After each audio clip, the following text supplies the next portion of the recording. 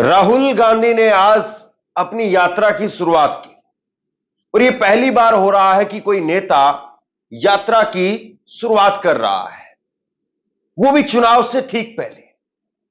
लेकिन राहुल गांधी ने अपनी इस यात्रा में पहले ही दिन एक ऐसी तस्वीर पेश की जिस तस्वीर की खास तौर पर कांग्रेस को जरूरत थी। तस्वीर जरा आप अपनी स्क्रीन पर देखिए।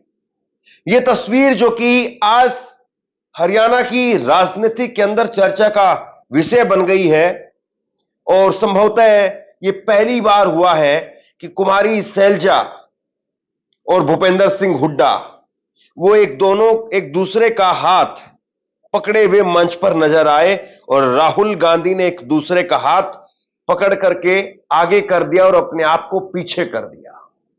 यह तस्वीर बहुत कुछ कहती है। कुमारी शैलजा और भूपेंद्र सिंह हुड्डा इन दोनों के हाथ को एक करके एक मैसेज दे दिया कि हाथ यानी कांग्रेस पार्टी वो एक है। इसकी बड़ी चर्चा है।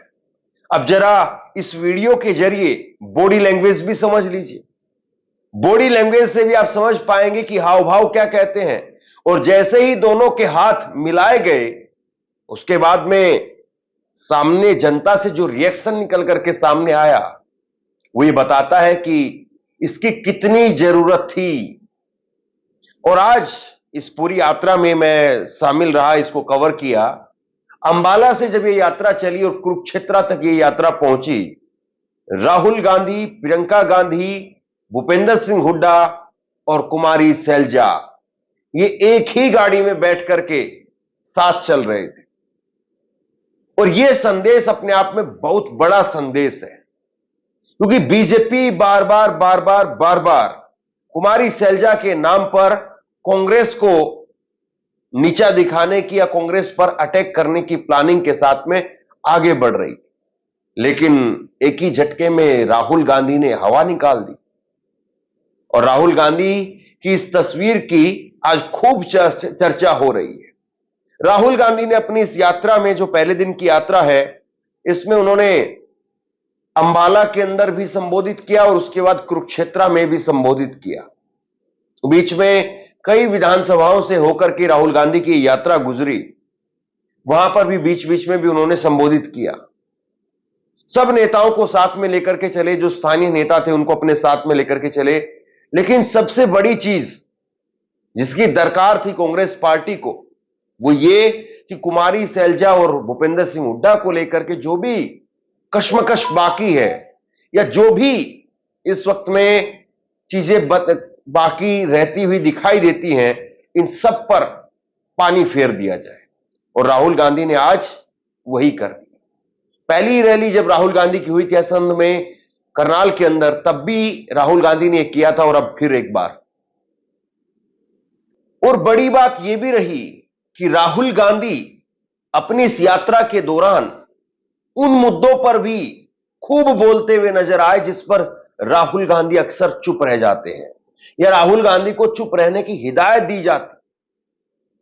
राहुल गांधी जब हरियाणा में थे और हरियाणा में कुरुक्षेत्र पहुंचे, कुरुक्षेत्र यानी धर्म नगरी जिसे कहा जाता है, महाभारत का युद्ध कहा जाता है कि इसी धरती पर लड़ा गया। भगवान श्री कृष्ण ने अर्जुन को गीता का उपदेश इसी धरती से दिया। और जब वो कुरुक्षेत्र पहुंचे तो राहुल गांधी अडानी और मोदी के संबंध के बारे में क्या कह रहे हैं, एक बार जरा सुन लीजिए। ये नरेंद्र मोदी जी के भगवान अजीब से हैं। ये 24 घंटा नरेंद्र मोदी जी से अरबपतियों की मदद करवाने में मदद करवाते हैं। तो फिर बात समझ आई, नरेंद्र मोदी जी के भगवान अदानी हैं। सीधी सी बात है, जो अदानी जी उनको कहते हैं वो नरेंद्र मोदी करते हैं। अदानी कहते हैं भैया मुझे बंबई का एयरपोर्ट चाहिए, एक फोन लगता है, नरेंद्र मोदी जी कहते हैं हाँ जी भैया, सीबीआई भेजो, ईडी भेजो, जिसका एयरपोर्ट है उसको परे करो, अदानी को एयरपोर्ट दो। हिमाचल प्रदेश के सेब का बिजनेस चाहिए, कश्मीर का सेब का अखरोट का बिजनेस चाहिए, वो अदानी जी को मिल जाएगा।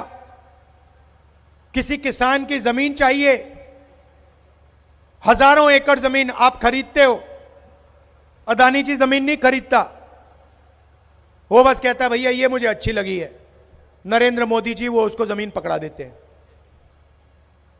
हम जमीन अधिग्रहण बिल लाए, पहला काम नरेंद्र मोदी जी ने उस बिल को खत्म करा। पार्लियामेंट में हम लड़ गए, हर स्टेट में उन्होंने जमीन अधिग्रहण बिल को कमजोर किया। फिर वो काले कानून लाए किसानों के, 3 कानून। क्यों? आपके जेब में से पैसा निकालने के कानून थे। अग्निवीर आपके जेब में से पैसा निकालने की योजना है। लक्ष्य यही है कि आपके जेब में से पैसा निकले और 20-25 अरबपतियों के जेब में जाए। नोटबंदी यही था, गलत जीएसटी यही है। 16 लाख करोड़ रुपए नरेंद्र मोदी जी ने हिंदुस्तान के 25 अरबपतियों का कर्जा माफ किया। 16 लाख करोड़ रुपए। और यह काम करने के लिए जैसे महाभारत में चक्रव्यूह लगा था, वैसा ही चक्रव्यूह नरेंद्र मोदी जी ने आज हिंदुस्तान पे लगा रखा है।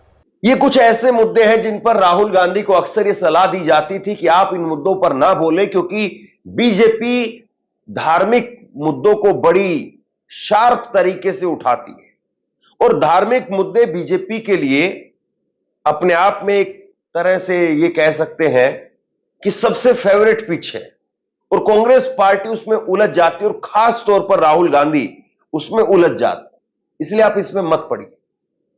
और बड़ी बात यह भी रही कि राहुल गांधी जब पहुंचे, आज जब उन्होंने अपनी यात्रा की शुरुआत की, तो उन्होंने कहा कि मैं गरीबों को उनका धन लौटाऊंगा और इसको लेकर के चाहे जो मर्जी बातें की जाए, लेकिन उनका पैसा मैं लौटाऊंगा। राहुल ने कहा कि 16 लाख करोड़ रुपए अगर अरबपतियों का माफ हो सकता है तो गरीबों को भी दिया जा सकता है। अगर गरीबों को पैसा नहीं दिया जा सकता तो अमीरों को भी हम पैसा नहीं देने देंगे। हिंदुस्तान में हम 2 हिंदुस्तान नहीं बनने देंगे, ये राहुल गांधी ने कहा। सोचिए कि राहुल गांधी उस पिच पर कितनी मजबूती से बैटिंग कर रहे हैं जिस पर बीजेपी उनको घेरने की कोशिश कर रही थी। राहुल ने कहा कि ये पैसा तो मैं दे करके रहूंगा और चाहे इसके लिए मुझे कोई भी बीच का रास्ता निकालना पड़े, कोई ना कोई रास्ता मैं निकालूंगा, लेकिन ये सारा पैसा गरीबों तक पहुंचाऊंगा। तो सम्मान बहुत जरूरी है, मगर पैसे के बिना सम्मान मिल ही नहीं सकता। और मेरा लक्ष्य, जितना पैसा मैं बता रहा हूं आपको, याद रखो, जितना पैसा इन्होंने अदानी अंबानी को दिया है, उतना पैसा मैं हिंदुस्तान के किसान, मजदूर, गरीब, दलित उनके जेब में डालने वाला हूं। एक ना एक तरीका निकाल कर, एमएसपी दिलवाकर, कर्जा माफ कर मैं बता रहा हूं, जितना नरेंद्र मोदी ने इनको दिया ना, आप देख लेना, उतना पैसा हम कांग्रेस पार्टी में गरीबों को देने वाले हैं। सिंपल सी बात है, सिंपल सी बात है। आपके जेब में से कितना निकल रहा है और जेब में कितना जा रहा है। लोकसभा चुनाव में हमने बात कही, मैं आपको बताऊं मजे की बात। हमने कहा कि हम चाहते हैं कि हिंदुस्तान के हर गरीब महिला के बैंक अकाउंट में 1 लाख रुपए डालना है। वो सारे एक्सपर्ट खड़े हो गए, मैं बता रहा हूं आपको, सारे एक्सपर्ट खड़े हो गए, नहीं नहीं नहीं नहीं नहीं नहीं, नहीं हो सकता, करा नहीं जा सकता, ऐसे नहीं होता। मैंने उनसे कहा देखो भैया, आप एक्सपर्ट हो, आपको जो बोलना है बोल दो, मगर 1 लाख रुपया हिंदुस्तान की गरीब महिलाओं को बैंक में जाएगा। आपको अच्छा लगे ना लगे, आपको जो कहना है, जो करना है कर लो, मुझे कोई फर्क नहीं पड़ सकता। अगर 16 लाख करोड़ रुपया अदानी जैसे लोगों का कर्जा माफ हो सकता है, तो मैं बता रहा हूं 16 लाख करोड़ रुपया आपका कर्जा माफ हो सकता है। और मैं ये नहीं कह रहा हूं कि भैया उनका मत करो, इनका करो। मैं कह रहा हूं कि अगर अरबपतियों का हो सकता है तो फिर किसानों का हो सकता है। अगर आप न्याय चाहते हो, आप चाहते हो कि किसान का कर्जा माफ ना हो, मोदी जी कहते हैं किसान का कर्जा माफ नहीं होना चाहिए, तो फिर ठीक है, हर किसान इस बात को एक्सेप्ट करेगा, मगर फिर अदानी का भी 1 रुपया माफ नहीं होना चाहिए। अगर आप कहते हो कि अदानी का पैसा माफ होगा तो फिर किसान का होगा, मजदूर का होगा, स्टूडेंट्स का होगा, माताओं बहनों का होगा। और अगर आप चाहते हो कि हिंदुस्तान के किसान का कर्जा माफ ना हो, हम एक्सेप्ट करने को तैयार हैं, मगर फिर अरबपतियों का नहीं होगा। मगर अगर आप उनको पैसा देते हो तो इनको देना ही पड़ेगा। हम ये 2 हिंदुस्तान नहीं चाहते, हमें एक हिंदुस्तान चाहिए, न्याय का हिंदुस्तान।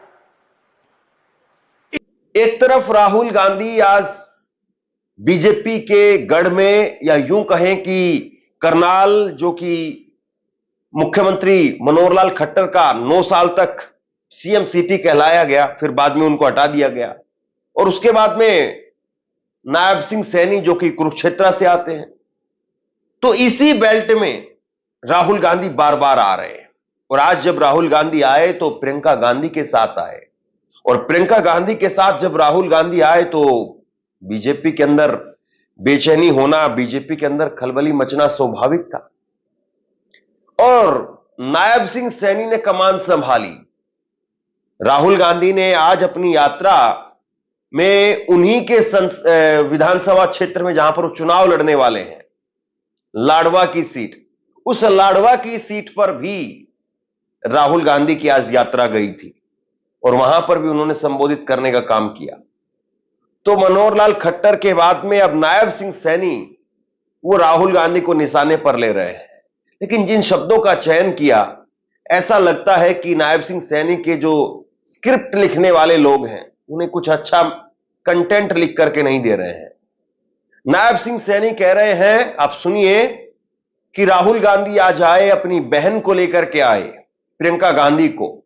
अच्छा होता कि अपने जीजा को भी ले आते, उनके जीजा को भी हरियाणा के लोग देख लेते, और वो भी कितने जो है वो ऐसे असभ्य अंदाज में कह रहे हैं, जो कि एक मंच से किसी संवैधानिक पद पर बैठे हुए नेता को शायद कभी नहीं कहना चाहिए। आज राहुल बाबा अपने साथ अपनी दीदी को भी लेकर के आया है, दोनों इकट्ठे आए हैं। भाई मैं एक बात कहने के लिए आया हूं आप लोगों के बीच में, कैथल वालों को विशेषकर। भाई ये सुरजेवाला तो नहीं कहेगा कुछ भी, ना इसने कहना। मैं तो इसको कह रहा था सुरजेवाला को, मैं कहा सुरजेवाला राहुल बाबा और उनकी दीदी इकट्ठे अरे हाँ, मैं कहा उनके जीजे नु भी बुला लेंदे, मारे किसान देख लेंदे। उसको नहीं लेकर आए। आज मैं कैथल की सरदारी में बात कह रहा हूं भाइयों, 8 तारीख को यहां से कमल का फूल खिला दीजिए। मैं चौधरी लीलाराम को कहूंगा कि वाड्रा को लाके हरियाणा के किसानों को दिखा दिए यहां पर 8 तारीख के बाद, ये ले करके दिखाएगा।